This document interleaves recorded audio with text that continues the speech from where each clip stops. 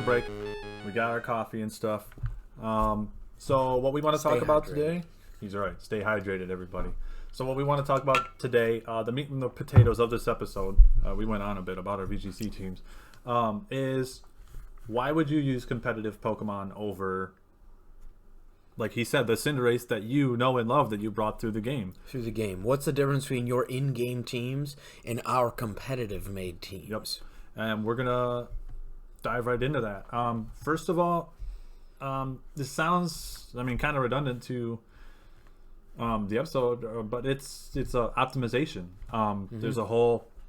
There's a way to bring out the max potential of your Pokemon. It's about efficiency. Yeah, and we're gonna bring up Alakazam here. The Alakazam that I make is going to hit harder than the Alakazam that you use throughout the game. And it's going to go faster. It's going to live longer. It's optimized to perform the best way that it physically can. The best way that it can in the game without cheating. Yep, without cheating too, by the way. This is all legal. This is all 100% in-game on our cartridges, as is you see here. If you use a simulator, like we're going to show you later, then that kind of work is done for you very quickly. But it's just about, you want to use competitive Pokemon because, if you want to win battles, you need to level the playing field. Because if you want to go on the ladder and win games, your Pokemon need to be optimized. And everything's going to get brought down to level 50. So keep that in mind. You did some grinding, you got your Blastoise up to level 100. That doesn't matter when you go online. You're fighting at level 50. You're fighting at level 50. And you're going to fight and guys the stats matter at level 50 too. So when you're doing any calculations, you have to make sure that you're calculating at level 50, not 100. It does make a difference. And we'll show you that difference It's later. not a perfect... You would think that, because I'm level 50, it's just half of whatever at 100, right? That doesn't always calc that way. Sometimes you might get a little less or more at level 50 than the same Pokemon would at 100. And we're going to show you a damage calculator. We're going to show you those things here in a little bit. So what are we going to start off with here? What's the first thing you have pulled up? You see an Alakazam here. What do we have? Yep. So I have Alakazam pulled up here. This is the Pokemon Showdown Team Builder. This is one of the resources we're going to tell you about in a little bit. But for now, what we're going to do is just kind of show you why this Alakazam, or how to build an Alakazam. Yep. So we're going to go to the stats first. All of this other stuff doesn't really matter at this exact moment. So we're going to go to the stats first. And what sticks out to you? There's nothing on the page. You haven't invested anything yet. In terms of his base stats? Yeah, just looking at him, what do you see? Where's the green? Well, he's really good at being fast, and he's really good at special attack. Yep. And he's pretty decent at special defense, but he has a low HP, so probably not going to be a tanky Pokemon. Yep. So you look at Alakazam, you say, whoa, that's a big special attack. Very, very strong. What you want to do is you want to maximize the amount of damage that can be done with the special attack to really perform. You want to hit him. You want to hit people as hard as you can, and that's what this Pokemon does really well: is hit people really hard. You're supposed to be either tank busting or getting the KOs itself. Yep. So how do you do that? You use. There's a couple different things. Let's talk about natures. First. Natures is a perfect way to start. Natures first. Every Pokemon has a nature, and what natures do is they further bolster. You've probably seen this in game before. Yeah. Have you ever seen your Pokemon as gentle or serious or adamant, jolly, timid? Have you ever seen that in game before? Those matter, actually. Yep, they have an effect on your stats, and what they do is they will bolster. They're a double-edged sword. They will bolster one of your stat categories, those being HP, attack, defense, special attack, special defense, and speed. Well, HP doesn't count. Nothing counts towards HP. But they'll bolster one of your stats, and they will lower another. Well, lowering one of your stats, that sounds pretty bad, right? Well, unless there's three types of natures. There's also the neutral natures, which usually don't get seen in competitive play don't really ever. Want those. Why would you not want a neutral nature in competitive? Something like serious or gentle. Why don't we use those? If you use those, you can't maximize any of your stats. And you're sort of missing out on potential, right? You're sort of leaving it on the Yep. So let's look at these natures here. All of these, as you can see, they have a plus and a minus. Yep. We're going to do so something you have to. It's all a trade. It's all a give and take. There's a trade. There's a give and take, and the give and takes are actually pretty easy to make, surprisingly. So we're going to do the standard Alakazam. We're going to max out his speed and lower his attack. Why are we lowering his attack? Well, because attack... Look at the difference between his physical attack, which is just on here, it's just called attack, but that's what we call physical. Yep. And look at his SP attack, which is special attack. Look at the difference between 135 and 50. Obviously, which one do we want? Yeah, the big one. More is better in Pokemon. So we're giving up physical attack because stats we don't because care. We're never going to use them. Never going to need it because we're not ever going to put physical moves on Alakazam. Yeah. Now, how would somebody be able to tell the difference between a physical and special move? Well, I will show you right now. So we're going to go to moves. And so here's the 3 categories of moves. These orange and yellow ones here with the little explosion looking... Yeah, a little starburst. Those are physical attacks. Yep. So for Alakazam specifically, you do not want to use these physical attacks. They go towards this attack stat. What are the ones that go off his big 135? Those would be the ones that look kind of like a bluish little spiral. Yeah, kind of like you just did a cannonball in a pool or something. Exactly, a little whirlpool. Yeah, those are special attacks. Those are what we're going to be looking at putting on Alakazam. So those are the ones that actually calc off the stat that matters. Yep. The high special attack stat. Yep. So what are the one that has the yin yang symbol? The yin yang symbols. These are usually your stat bolstering moves, your status moves, things you can use. They're kind of like your gadget moves. Yep. Like this one in particular, Calm Mind. This increases Alakazam's special attack, which is his good stat. Yep. And his special defense, which is whatever. But yeah, So between the 3 different categories, okay, there's physical, special, and utility. We obviously want to avoid physical attack with your Alakazam. Yeah, we're not going to be using any of these. No physical attacks. Yeah. So that makes it real easy if we go down the list of what moves to avoid. We're not going to be using Drain Punch. No, we're not going to be using Drain Punch. We're not going to be using Fire Punch. I think we are going to be using Expanding Force. That sounds like a good move. I think we are going to be using, let's say, Focus Blast, because we know Steel types resist psychic moves. So that covers our Steel and Dark weakness. We're assuming everybody watching this has at least the basic knowledge about Pokemon in terms of you've played the game, you understand the type differences, you understand... you might already understand things like physical or special utility moves. Obviously, I'm playing the faux newbie here. Yeah. I understand all this, but to make a reference for somebody that might be brand new to the series, they might have these questions. They might legitimately not understand.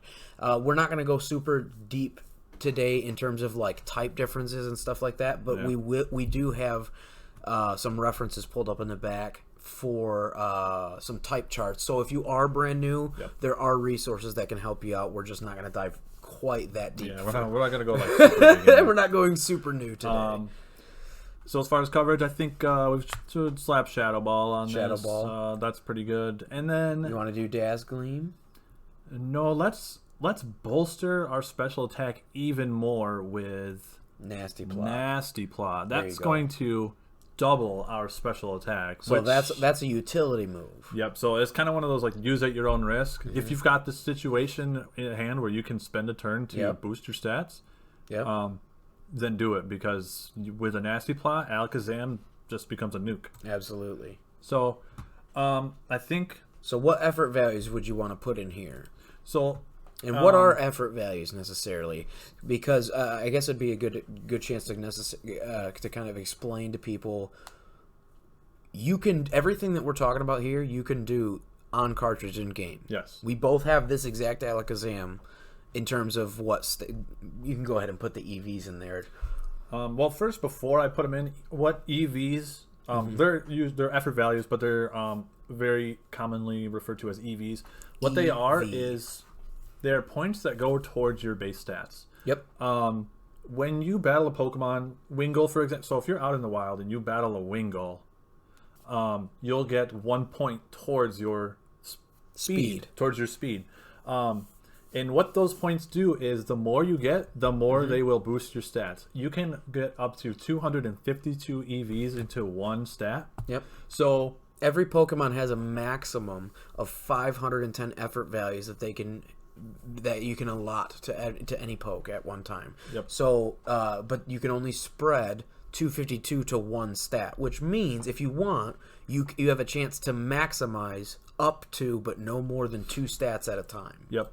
So if you go out and you want to increase the speed of your Alakazam, you need to go out and you need to defeat 252 Wingles. Sounds like a lot of work. We're going to show you and we used later. to do that. Yeah, we're going to show you later how to make that super Back quick. in 4th gen, that was our life. Yeah. So what I'm going to do with this Pokemon, I'm just going to I'm going to maximize his speed. So with this nature that increases his speed and this maxed out IV stat, Alakazam cannot be faster without outside support like a Tailwind or... That is as fast as yours, mine, his, doesn't matter. This is how fast he could naturally get at level 100. This Pokemon does not get faster than this stat. Like we said, unless he's got an item. Because he's limited by his base stat, which right here, you can see the base speed is 120. Yep. And then this Pokemon does not take hits well. So we're not gonna even bother putting any defensive. It's not We're worth going investing. all offense. We are maxing out this special attack stuff. So those, and then if anybody is familiar with the term glass cannon, that's what Alakazam is essentially his role on any team. Yep. And you get a maximum of 510 EVs, but the last 2 just don't count. So you always, if you do a spread like this, you always get 1 extra. You just tack that wherever you want. See how there says 4 remaining? Yep, I got this 4 remaining down here. This one I put it in my special defense, or you can put it in HP to give yourself a little more. In my opinion, you just special defense is probably worth it. Yeah, that's probably where you want it. It's always those usually don't matter, but when you live on 1 HP, it matters. that's when you look at that 4 and you're like, oh, I'm glad I put that 4. I'm glad HP I put that 4. There. I've lived on 1. And it actually does happen quite often when you battle a lot. And it's pretty fun when that happens. So that's how EVs work. In-game, like we said, we're going to show you very soon how to make that process a lot faster. Exactly. So you want to talk about the ability real quick while you're still on this page? Yeah, every Pokemon has an ability. At least one. At least one. Some have 2, some have 3. There's hidden abilities. You get those through a number of different ways. Max rate dens are, I think, the way we get them now. Yeah. You can also transfer from old generations through Pokemon Home. Yeah. And we'll show you a resource that's going to show you where you can find them. For this Alakazam, we're going to use Magic These are sort of just like free add-on powers. They're passive abilities. Yep, passive abilities and every Pokemon will have something, and depending on what you choose as your trainer, this is one of those like list building designs. Like not only which EVs you want to invest in, what nature you give it, the plus and minus, what moves you give it in terms of, do I want to give it a boosting type move like Nasty Plotter, or do I want to go more defensive, maybe like Protect and Toxic? Do I want to be a sweeper with just a bunch of strong moves? And then on top of that, the ability is another piece of that a puzzle, or think of it like a multi-layer cake. This is just another layer. For Alakazam specifically, he's got Synchronize. If another Pokemon burns, poisons, paralyzes this Pokemon, it also gets that status. So so paralyze my Alakazam at really your own interesting. risk. No sleep somehow. I don't know why. Inner Focus, you can't be flinched. That's good in doubles where really nice. If someone uses Fake Out or a flinching move, when you get flinched, you lose a turn. I was talking about my Incineroar being really strong with Fake Out. Yep. This ability allows it to not lose a turn to flinch. So he'll take the damage from Fake Out, but he'll still move. He will still move. And in Magic Guard, you can only get hurt by direct attacks. This is probably my favorite on him. This is important. Like if someone burns you or poisons you, you know how you lose a little bit of health. You've all been Sandstorm, burned, poisoned. Hail. Yeah. Those do not apply to Alakazam. You only can hit a Magic Guard Pokemon. You'll still be poisoned. You'll still be burned, so you can't be It's really nice because you can't be then slept or paralyzed. Yeah, so. But you're not taking the tick damage every turn. You're not taking that. You're not losing any health from it. You're also not losing health from entry hazards like Stealth Rock, Spikes. I mean, toxic spikes. Which makes it really nice if you want to put a focus sash on this. Yep. Which kind of leads us to, you know. Well, let's talk about IVs before we get into some items. I think IV. Oh yeah. Yep. IVs. So good point. IVs. They're hidden values in your Pokemon. In game, you can only see them if you have defeated Leon in the battle tower after you beat the game. Yep, you have to beat the game. You have to defeat Leon, which I think is like 4 or something battles in the. I think it's 10. 10? Okay, but it's not very hard. It's just part of actually beating the game. There are other things that will help you. You have to make sure that you beat the game and complete the Pokedex to get all the optimized. To get like shiny charm, like oval charm. Like shiny Pokemon. The oval charm makes eggs hatch faster. Either makes eggs hatch faster, or that's the one that makes eggs produce faster. Okay. Yeah. In the daycare. Yep. So there are a lot of good things like that. So you want to make sure that you are ticking off these boxes anyways in terms of completing 100%ing the game. Yeah. We'll probably do like a really complex breeding guide at some point. Yes. Today we're going to touch on breeding, but we're going to... Not very much. Not too much. Yep. We're not going to be on capture card today. No. One. Yeah, so like I was saying a second ago, after you beat Leon in the battle tower, you'll get the judgment tool, I believe is what it's called. Uh-huh. And you can go into your box and hover over a Pokemon and press the plus button, and it'll give you their IV values. Yeah. Now, they don't give you a raw number. What they give you is, this Pokemon's decent. Attack is decent. And or this one... Okay, pretty good. Yep. So, and instead of giving you the 0 through 31, they give you these, and I'm going to rattle these off here for you real quick. If it's best, it's a 31. A 31 is perfect. Yep. Fantastic is a 30, so pretty close to perfect. Mm-hmm. Very good is 21 through 29, so it's pretty solid. Not terrible. Pretty good is actually not good. If you have a pretty good, it's 11 through 20. That's not optimal. No. Yeah, especially if it's like an attacking or speed stat. Mm-hmm. Or even anything, really. Yeah, you don't really want that. Yeah. Unless it doesn't matter. Like, if our Alakazam had a pretty good attack stat, that doesn't matter because we're not using it. Exactly. If it's a stat that's already... hindering because of your nature, then I don't personally worry about it. So they're just trying to flatter you with a pretty good. A pretty good is actually pretty bad. It's actually pretty bad. A decent is terrible. Decent is 1 through 10, and no good is a flat 0. That's only good on Trick Room Pokemon if you want to go. And that's what we were talking about earlier. How we both have zero speed. Yeah, that's no good speed on cartridge for our Trick Room Pokemon for the VGC tournament. So what does that mean as far as your Pokemon stats? Well, I'm going to hit this IVs. I'm going to go down on this, and we can watch as his attack stat is 369 right now. So if you're so right now on cartridge, the 31, what would that be called? Best. That's best. Yeah. So if we were to do it at 30, that's fantastic. So what's 30? You see how it goes down by 1 point? It's only by 1 point. So actually, if you're breeding in cartridge and you get a fantastic... It's not that much of a difference. It's not that much of a difference. In speed, it really matters. Don't settle for bad speed. Speed it matters because that will dictate who goes first. That's literally So if I have 372 speed, I go down to 371. If he has a 372 speed Alakazam, he goes first every single time. And if he doesn't have a Focus Sash, I just one shot him with Shadow Ball. So this is why it's important. So we started at 369. I'm going to rattle it all the way down to 0. Yep. And now it's at 338. That's a big difference. That's a big difference. That's a big drop. That's why IVs are important. IVs matter. And a good way to do that, obviously, one of the items we have highlighted here we want to talk about is the Destiny Knot. Yep. So, one last thing on EVs. If you're playing at level 100, so if you're playing on a simulator, it's 4 EVs per stat point. So there's 3... At level 100. Yes, at level 100. So this... And it's 8 at level 50. Yep, 8 at level 50. So this 369, if I made this a 248, we lost a point. Yep. Now, if we take this Alakazam, we make him level 50.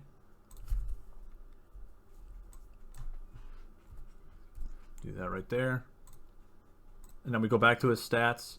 As I slide this, you'll notice things are moving by 8s. I went from 252 to to 44. So that's important if you're going to play on the ladder. Yep. If you're going to play on the online ladder. If you're on cartridge, yeah. if you're actually on your Switch, it's going to be at level 50. Yep. So that's one thing to keep in mind while you're building. Whether you're doing doubles or singles. Yep. Doubles and singles. So I think that's going to bring us to breeding. Yeah. So we touched on it a little bit. Yeah, we touched on it a little bit. When it comes to breeding, this is kind of how you get those IVs onto your good Pokemon. Yep. This is how you make the Pokemon. This is how you make those Pokemon good. The first thing I want to talk about is the power items. So we told you that you got to beat 252 Wingles. With a power item, you don't have to. If you use a power item, so say you want to max out your Pokemon speed, you give it a power anklet. So there's 6 difference. There's the power weight, anklet, lens, band, belt, and bracer. And you can buy those all at the battle tower. I think they're like 20 battle points apiece. So by beating Leon, you're going to get a little bit. Yeah, you might just have to grind for him a little bit. But they give you 8 EV points plus the 1 that Wingull would give you. Yeah. So in whatever stat. So and it will tell you. Yeah, it tells you when you. It tells you what stat. So like the bracer is the speed, right? Yes. No, that's the anklet. The anklet. So if you want to max out your speed, put the anklet on your Alakazam and go fight a bunch of Wingull. And instead of getting 1 point per Wingull, now you're getting 9 points per Wingull, and that makes it faster. That makes the process so much faster. The other thing you can do with the power items is there's Poke Jobs. When you go to the computer in the Poke Center, you can put the anklet on any them. Pokemon Center in Sword and Shield. Yep. You can put the power anklet on your Pokemon. Send them on the speed job. Make sure you're matching. Make sure you're matching. Scroll all the way down to the list of jobs. All the way at the bottom, there's one for every single stat. Yep. So make sure you are you're paying attention to what power item you have, and then you send them on the corresponding job. And if you send them for the whole day, when they come back, they will have that stat maxed out. They'll get 252. There is a method to insta-skip days that you guys can look up on your own. Yep. So you can actually have these stats kind of maxed out. Yep. We've made, well, I mean, some people have made Pokemon in a couple minutes. Exactly. So, really quick EV process. trained them, yeah. So, yeah, that's one of the things you can do to get maxed out EVs. Another thing you can do for EVs is vitamins. The vitamins give you 10 EV points per stat, and there's protein, zinc, iron. I don't remember all of them. I'm not going to list them. Calcium, carbos, yep, and HP up. HP. I am going to list them all. And those give you 10. They're the more expensive way of doing it. If you're not strapped for cash, go buy vitamins. I think you can buy them in Hammerlock. I think.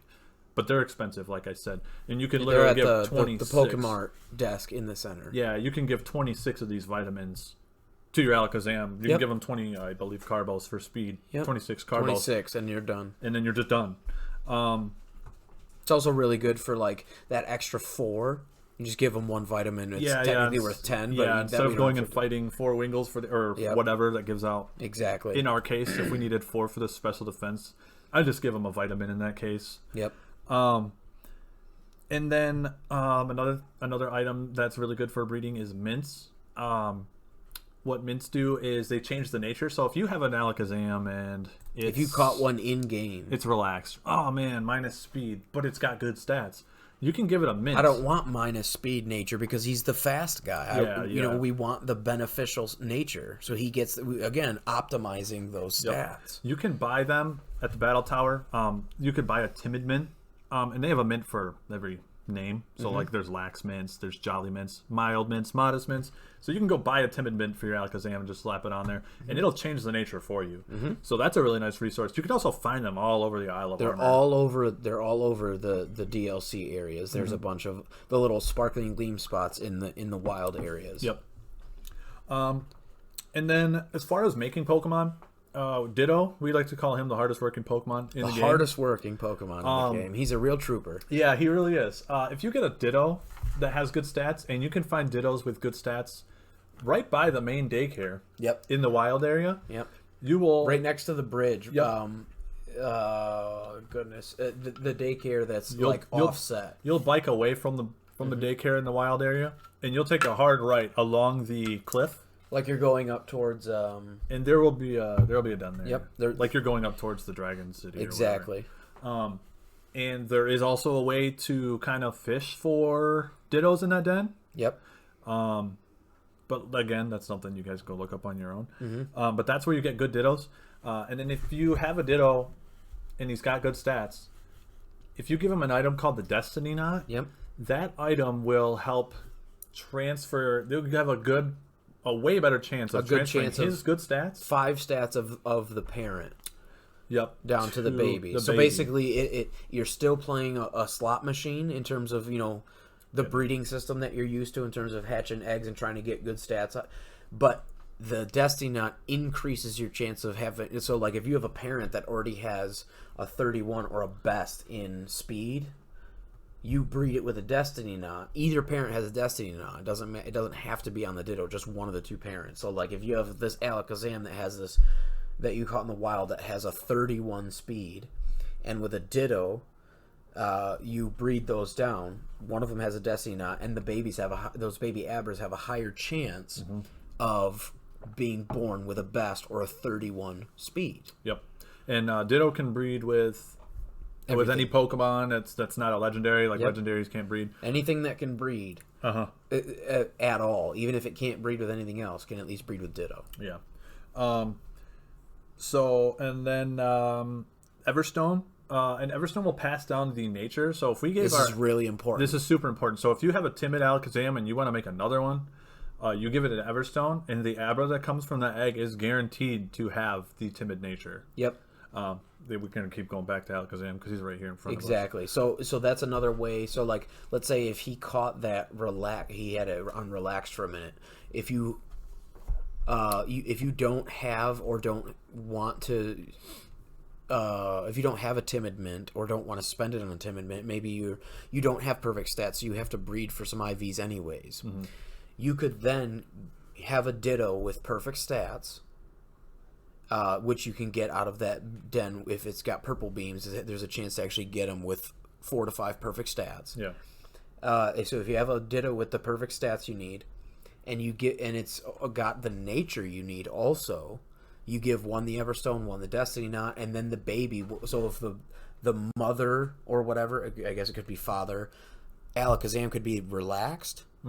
The baby will come out whatever nature was holding the Everstone. Yep. So if the Ditto is, for instance, a timid Ditto, you could then give the Ditto the Everstone, and the baby Abbers will all come out timid. And then the Destiny Knot will keep giving you that slot machine of the chance to have 5 stats that copy from a parent. So basically you're fishing for the chance that the 5 stats it copied are from the perfect Ditto, not from the Alakazam you've caught in the wild. And then the let's say you get a baby that has decent stats.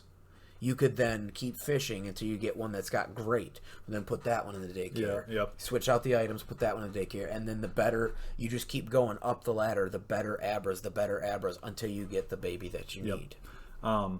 And we're talking about you're gonna have to you're gonna have to learn the methods that are fastest for you. It sounds like, oh man, I don't really want to drive around and breed all these eggs. Well, we have specific Pokemon who can make the egg hatching process a lot faster, and that is really, really helpful. That's Flame Body Pokemon. If you have a Pokemon with the ability Flame Body, some of them include Colossal, that's Talonflame, Talonflame. There's quite a few. Scorch and what's the other firebug? Volcarona, I believe, gets it also. If they have Flame Body, so check your Pokemon's summary. If they have Flame Body, they will cut the steps needed, the time needed to hatch an egg in half. Which is significant. The whole process takes half the time. It doesn't matter what slot, they just have to be in your party. Yep, they have to be in your party. With the eggs. Yep.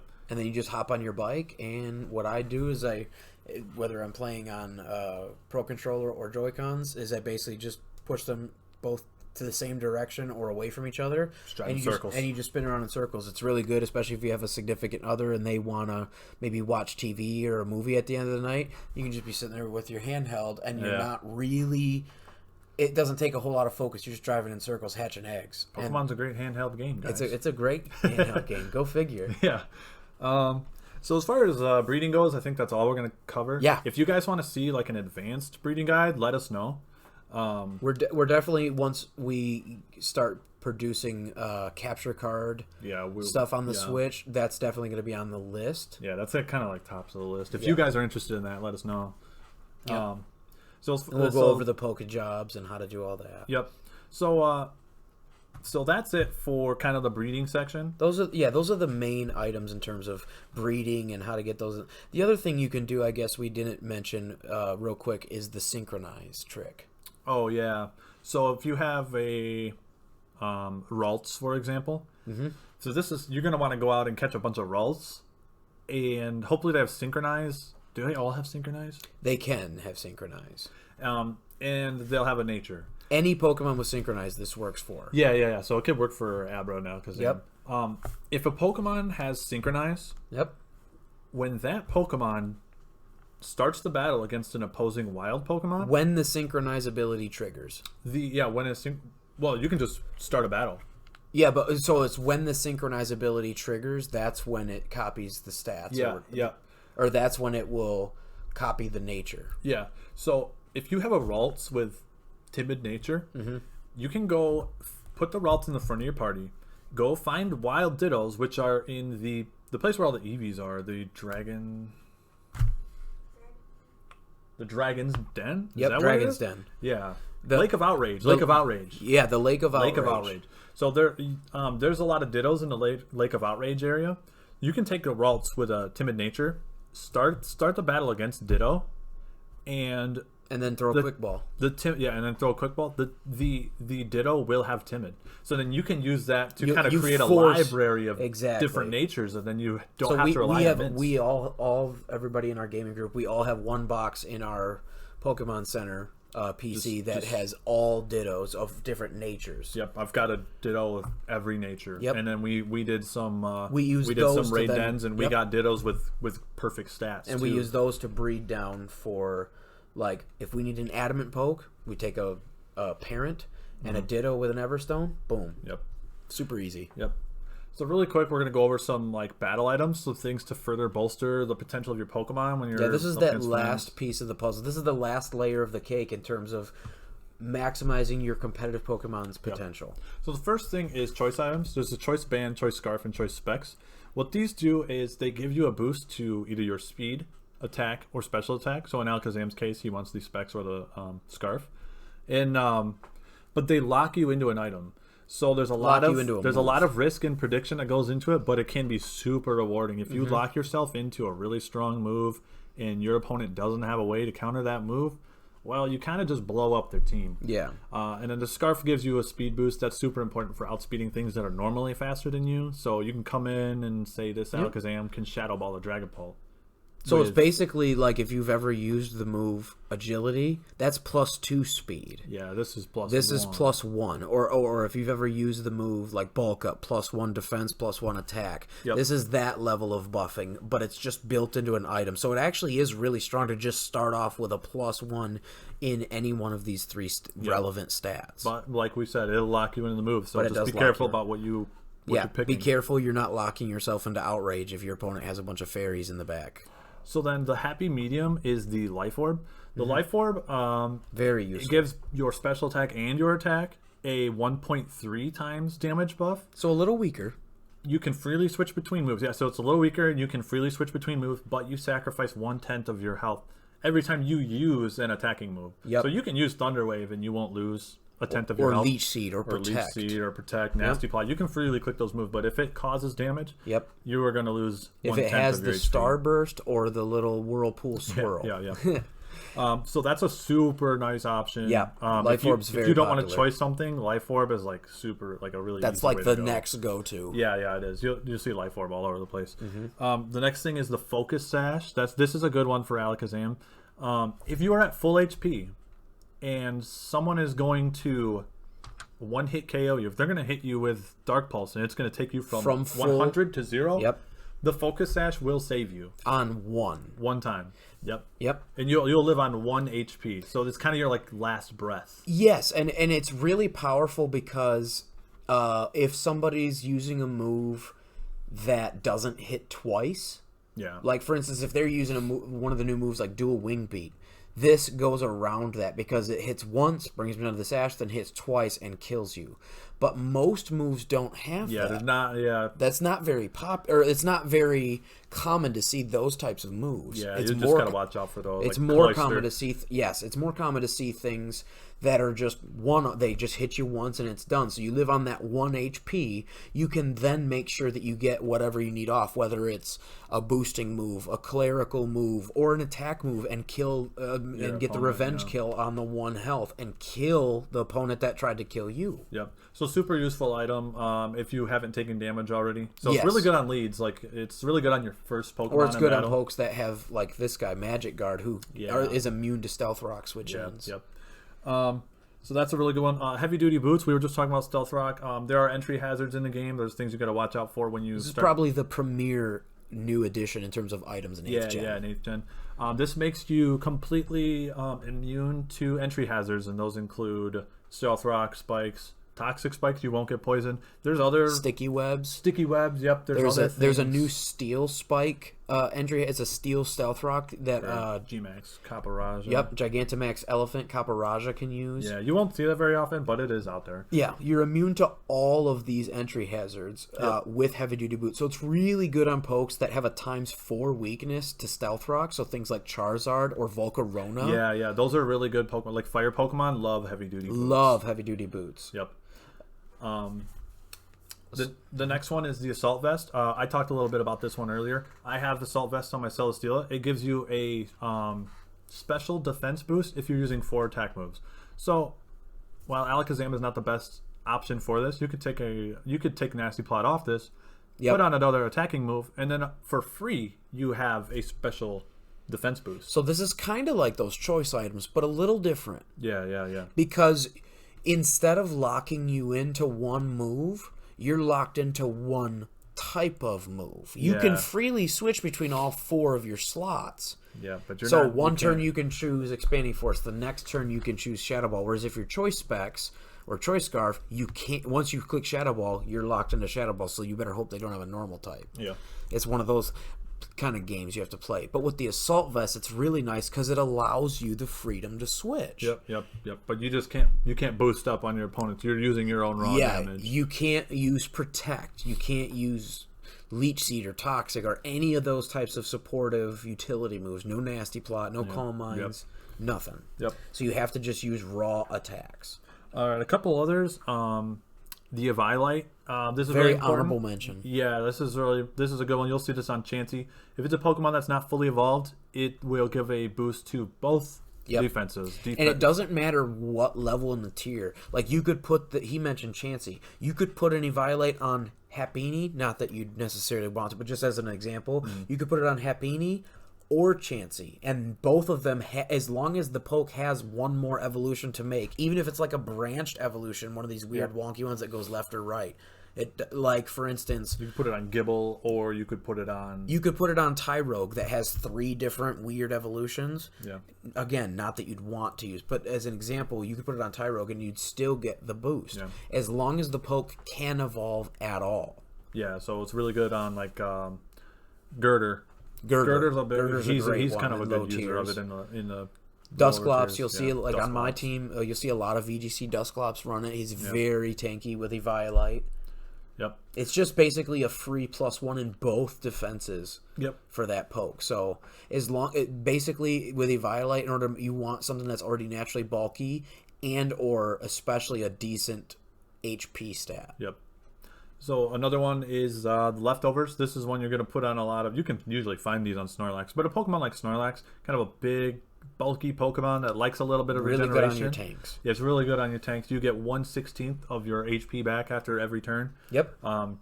So not before, but after. Yep. So it's really good for a little bit of residual health gain, and it's not one of those items where it's like, I don't know what to put on this. Just throw Leftovers on it. Yep. That's what we've been doing for a long time. Yeah. And then berries. You want to talk about some berries? Yeah, absolutely. I love Citrus Berry, particularly. That's probably the one I've used the most. Salic Berry's good. Pataya Berry's good. There's a couple of well, there's one for every single type. There's an basically super effective for every type of move in the game. So if you're weak to fighting type specifically, like you have a Tyranitar and you're like, you know what, I keep getting close combated and I calced it out and I almost could have lived it or whatever, you can give him a special berry that will decrease the power of fighting super effective. Now, it has to be super effective against the poke for the berry to activate, and it's only a one-off. Yeah, just like all berries are one-offs. They're all one-off consumables. Once you use it, the rest of the game, you have no item attached. Yep. Yeah, like useful berries like Lumberry. Lum's a very good one. If someone burns you, you automatically heal that burn one time. You heal it goes for every status. Yeah. And then there's like this, like he said, the Salic berry. All of these berries have their own specific trait. Like a Salic berry, you get a speed boost at 1/4 when you're at 1/4 or less HP. And then there's things like the citrus berry, like he had mentioned, you get a health boost when you're at 1/2 or less. So look into berries; they're really good. They're really useful, especially in VGC because, or the doubles ranked ladder. If people aren't familiar, VGC is just the standard euphemism that we use for doubles. It's like the standard doubles competitive scene. Yep. But on your doubles ranked ladder, on your Switch, you're not allowed to use. There's an item clause. You're not allowed to use the same item more than once. You can't have like 2 leftovers. Yep. So one option, if you want that type of healing, you could do one Pokemon with a citrus berry and then another one with leftovers. Yep. Or you could do like, if your Pokemon is a poison type, you could do black sludge and leftovers and kind of get around that restriction. Yep. Any more items you want to talk about? I just a couple maybe. Just quick little honorable mentions. We already talked about the power herb. Yep. Allows you to shoot off things like meteor beam. That's a really strong item now.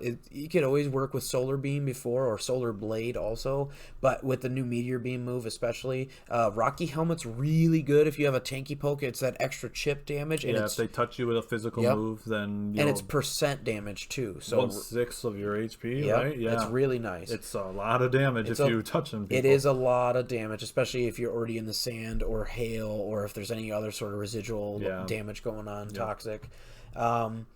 The white herb is really, really good. Kind of underrated, kind of sleeper pick, I think, because what it does is one-time consumable. It will erase any stat drops. Doesn't matter how many, and it doesn't matter which stats you have, and it doesn't matter how the stat drops came onto you, whether like that could be even through baton pass. Like let's say you baton passed curse, which is +1 defense, +1 attack, but -1 speed. Normally not necessarily the best thing for like one of those sweepers. Maybe in a trick room it'd be good, but that seems like a lot of setup, right? But if you baton pass to a poke that has a white herb as it, as soon as that poke comes out, the white herb procs, because it senses that there was some stat drops, gets rid of however many curse, just the drops of speed. You keep all the pluses, but you lose all the minuses. So if your opponent had -1 special attack, 1 speed, 2 special defense, or whatever, some sort of crazy combination, the white herb instantly would get rid of that. Yep. All stat drops. But it's only at one time. So it depends on what you're, kind of how you use it. I think those are the big honorable. And then also one more would be maybe the safety goggles. I think is real good item to mention. Yep. What safety goggles do is it's really good against Pokemon with powder moves. And those are very like sleep powders obnoxious. Or poison powder. Sleep powder is a big one because you'll see that on Venusaur. And you'll see that on Roserade. You'll see Spore. On any of the mushrooms essentially. Shinotic, which you don't really see ever. Shinotic. Amoonguss is the big one right now. He is the premier. Basically, those are the only two, other than Mew, that actually get Spore this gen in game. So, and you'll see like Butterfree has sleep powder. I use sleep powder Butterfree. Sleep powder Tangrowth and Tangela. So I think as far as that goes, I think before we go, we're gonna show you guys some really useful. We have a couple. We have a couple of tabs open, don't we? Yeah, we got a couple tabs open. What we're gonna do is we're gonna show you guys a couple of really nice resources that we use. These are like our go-to. These are our go-tos for like team building. The first one we use these basically every day. The first one's Smogon University. If you play the simulator Pokemon Showdown, which I'll show you guys, we have been using, you're gonna be playing by the rules most of the time of Smogon University, and what they do is this is a passion project of competitive Pokemon players. Yep. For singles specifically. For singles specifically, you can play VGC doubles for practice. Yep. But you'll go to Sword and Shield here, and they have strategies for every Pokemon here, as you can see, that's in the game. Like if you're like, oh man, I really like Armaldo, but I don't know what to do with him. You can click on Armaldo here. They'll rattle off his stats and where he stands in the tiers. He's currently untiered because he doesn't get a lot of usage. Yep, it goes off of global usage is how they have their tier. So it's not based off of some committee voting on Pokemon that are... yeah, like who's good. Like, Armaldo should be the best. He should be in the top tier. This is based off of what people around the world are currently using on a month-to-month basis. Yep. And you'll see sets here. So they'll give you 4 move sets.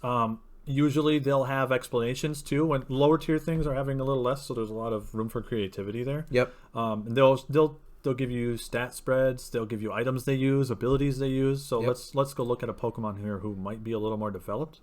I think one of those would probably be Dracovish. Yep. I'm assuming you'll find a lot on something like Dracovish. Absolutely.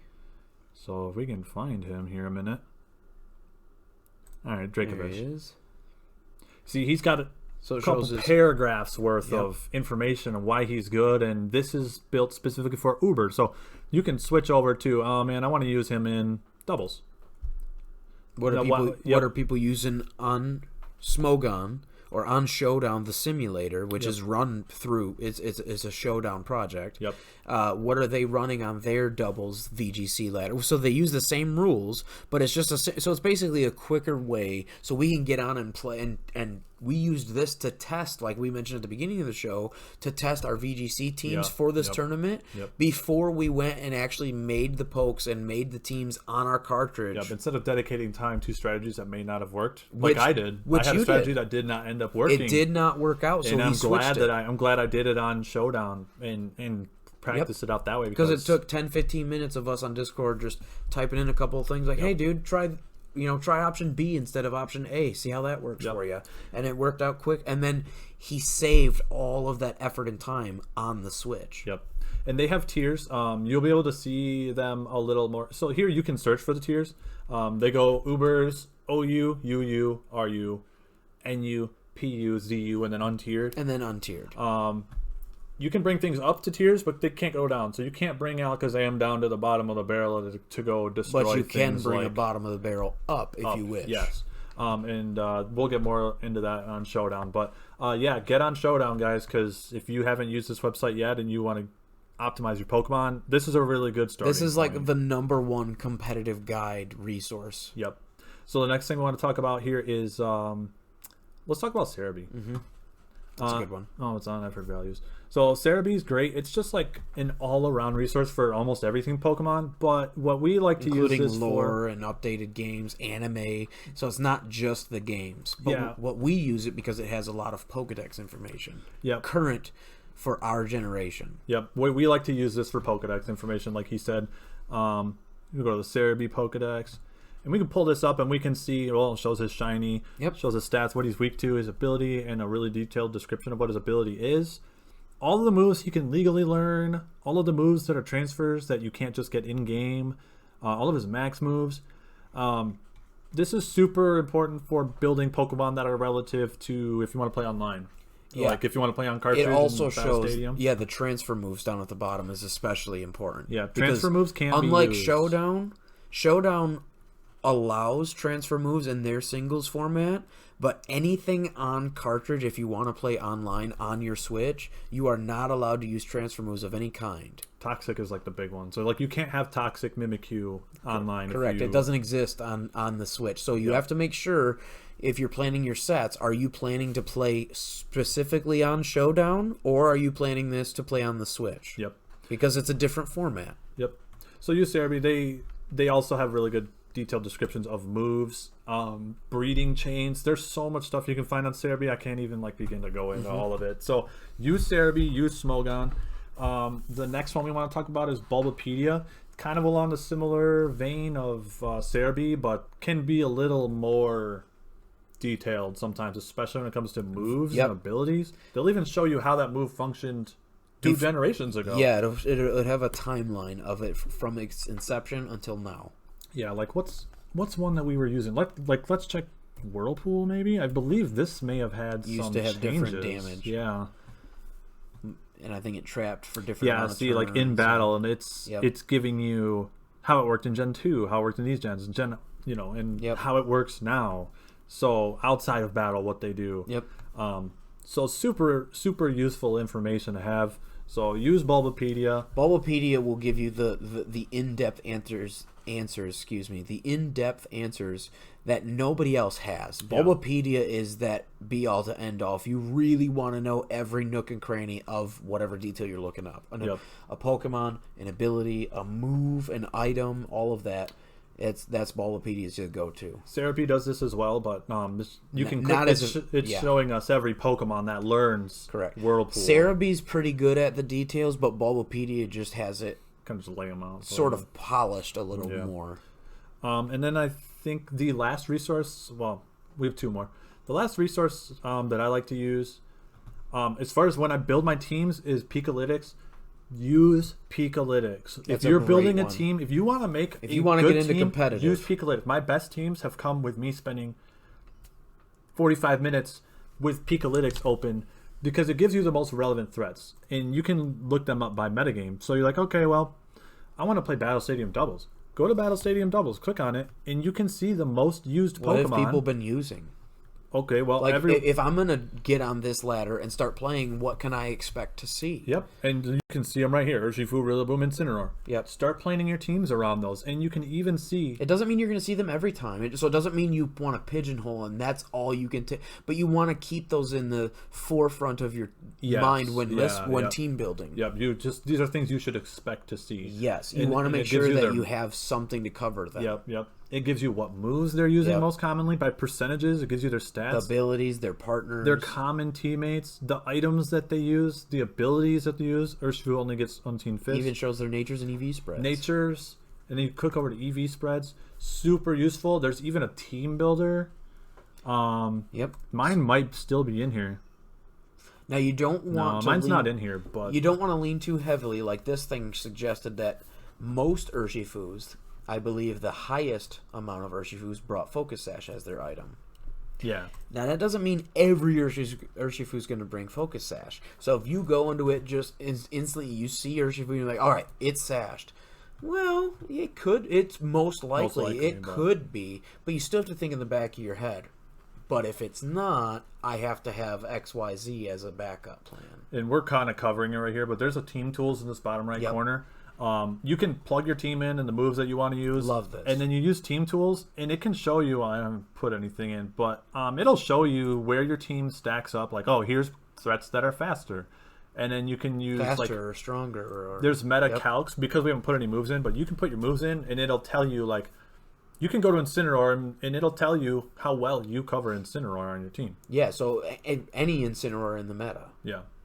So, yeah, use Pikalytics. Super underrated. If you're building a team, get on Pikalytics. Have that open. Yeah, have that open while you're building a team. And then the last thing we want to talk about is a tool that we've been using this whole time, and that is Pokemon Showdown. This is, if you don't have a Switch, you don't have Pokemon Sword and Shield, you can get on here and play for free. And basically instantly. You can come back here. Here's a bunch of my teams. We'll close out of the team builder. Here's the home page. You can get on and do random battles. They'll generate Pokemon for you randomly, and it's kind of fun. Random tiers, monotypes. That's fun. Monotypes, yep. And then, like I said, they have the tiers all listed here. You can also search. Like we did our test battling with our VGC teams for the tournament, and we've just searched each other's name. Like his is 0 BLS, and I just typed his name in on my computer. He's at his house. I'm at mine. It's really good, especially like if you've got friends that you want to hang out with and you're trying to get them into it. Maybe they don't have a Switch, like he said, or maybe they don't have Pokemon yet, and you're trying to get them into it. Especially during lockdown when we all can't hang out as much. So maybe you're trying to get them into a new hobby. Showdown is the perfect gateway. Yeah. And then you can use the team builder, and this is a good way. If you want to do an OU battle. Let's plug in another Pokemon here. Here, click the drop down real quick, just to show them.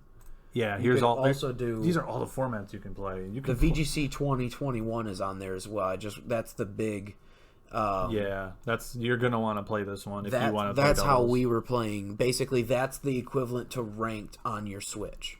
They have their own rules Yep. in these, and you're gonna want to take the time to learn those. But yeah, you can do so much. Like you can do. Yeah, avoid the doubles, OU, Ubers, UU. That's their own thing. But if you want to play like on your Switch, VGC 2021 is the format for you. Yep. Otherwise, like Brandon was talking earlier, OU is like the standard singles format. Ubers is like the legendaries that are above the standard. They're S plus. Yep. And then UU underused, RU rarely. It goes all the way down. Yep. And then you can go back and play Red and Blue if you want. Yep. You can go all the way back to every generation since the beginning. Yep. But yeah, the team builder. So if I'm building an OU team, I go to add Pokemon. It brings up every Pokemon in the OU tier, and also the other ones. So let's say I want to build a team in NU, because that's fun. Let's build a new team. Let's select NU as our format and add Pokemon. It will not show you Pokemon that are illegal in the format. So exactly. if I want to put Alakazam in there, it'll show you that he's illegal. So really nice way it just restricts a lot of the broken Pokemon. It's really it just helpful does it for tool. You. Yeah, you don't even have to look. No, it's really helpful for new and experienced players. It just helps keep things really organized when you're list building or excuse me, when you're team building. Yep. So get on Showdown. Get out there and play. Can't recommend it more. Yeah. Cerebi, Smogon.com, and then Pikalytics are the things I use the most. I don't use Bulbapedia that much personally, but I love Bulbapedia because they have the detailed answers if and when we need them. Sometimes we'll be in a battle and something will happen. Like, well, why did that happen? And we'll look up the move. And we have to go in depth to look up that interaction. Bulbapedia is the answer. Yep. But and then Showdown. I can't recommend any of them more than the other. They're all things that I have on my desktop and I use all the time. Yep. So yeah, I think that about covers it. I think that's about everything we wanted to touch on today. We touched on some things that are obviously not beginner friendly, like when we're talking about our VGC teams. So we want to make sure that there's a little bit of content for everybody, but this first show is obviously geared more towards new viewers or new potential Pokemon competitive trainers. Yep. For our next episode, we're going to be, we actually want to know what you guys want us to cover, so let us know what you want to hear about.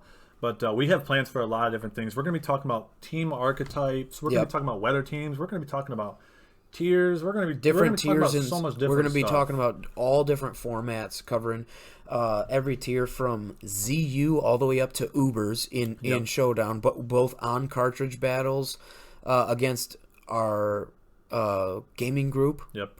And then also on Showdown ladder as well. We're going to have ranked climbing the ladder. Yeah, if we get captured. Oh yeah, on Showdown. On Showdown. Once we get capture cards, we're also going to be doing cartridge battles and cartridge laddering, which I think is going to be really fun. That's what I'm excited for. Yep. Basically a lot of content like that. But in terms of the podcast, we're going to be basically breaking down a subject every week. Kind of like this week it was, how and why to get into competitive Pokemon versus just the Pokemon we've been playing since we were kids. What's the difference and why should I switch over? Yep. So expect a little more advanced and more like there's a little be more stuff like for philosophical stuff. Yep. We'll be touching a lot more advanced stuff too, and very much so. We're really excited to do Pokemon guides. So if there's specific Pokemon you want to learn about, like hey, how do I use Sceptile? Well, we are really interested in doing Pokemon guides. So let us know what pokes you like, or maybe a poke that challenges you and you want to know how to beat it. Yeah. Also, if there's any Pokemon that maybe you go on to, like, what is this Smogon? Wait, where's my favorite? Wait, he's way down here? I thought he was better than that. Send us a thing, and we'll show you specifically in battles and examples of how you can use some of these pokes and to your advantage or to their fullest potential. That was one of the saddest things. Like when I got on Smogon and I learned that like Raichu is actually outside of doubles is actually like really bad. I was like, that's really disappointing. Tier. But you'll find new favorites in the high. Once you learn what things are powerful, you'll be like, oh, you know what? I kind of like this Pokemon. So, it's plug and play. Yeah. So I think that about covers it. as far as other social medias you can catch us on, I don't think Justin's got any others outside of his YouTube channel. Competitive, casually competitive. Yep. I've got my own personal channel. There's nothing on there yet, but I'll be posting other stuff one of these days. And I got Instagram. You can find that on my YouTube, which is 0BLS. There'll be a link there. Yeah, I think that about covers it. That was a long episode. No, we'll see what length we get for the rest of them. But I think that's it, guys. All right, we'll catch you on the next one. All right, see you guys later.